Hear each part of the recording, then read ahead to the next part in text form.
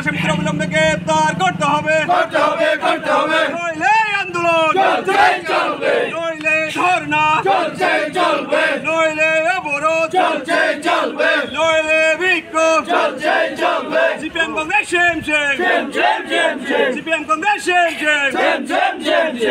আসলে মূলত বিষয়টা হলো, আপনারা জানেন সবাই, আমাদের তিস্তার পঞ্চায়েত নির্বাচন যে 8 তারিখের নির্বাচন আপনারা দেখেছেন, সুষ্ঠুভাবে আমরা কাঠালিয়া ব্লকে নির্বাচন করেছিলাম।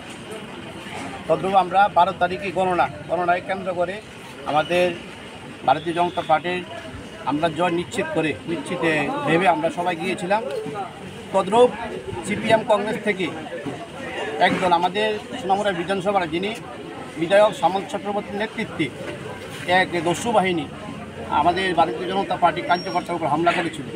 তারা বেজি মারার জয়কে উপেক্ষা করে পরবর্তী রেজাল্টের চিন্তা ভাবনা না করে আমাদের ভারতীয় জনতা পার্টির কার্যকর্তার উপরে নির্মমভাবে অত্যাচার করেছিল।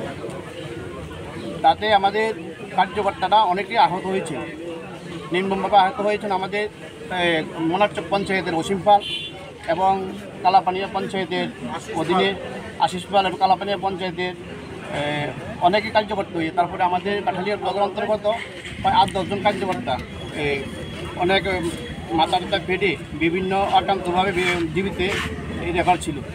গতকালকে দুজনের আশঙ্কাজনক অবস্থায় গতকালকে অসীম পাল 3টার সময় পরলোক গমন করছে। এতে আমরা বারে আমরা বিভিন্ন পত্র পত্রিকা থেকে শুরু করে আমরা আন্দোলনের মাধ্যমে থানা ঘেরা করেছিলাম।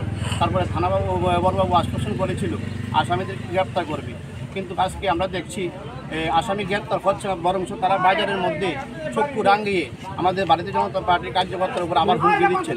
তাই আমরা চাই না ভারতীয় জনতা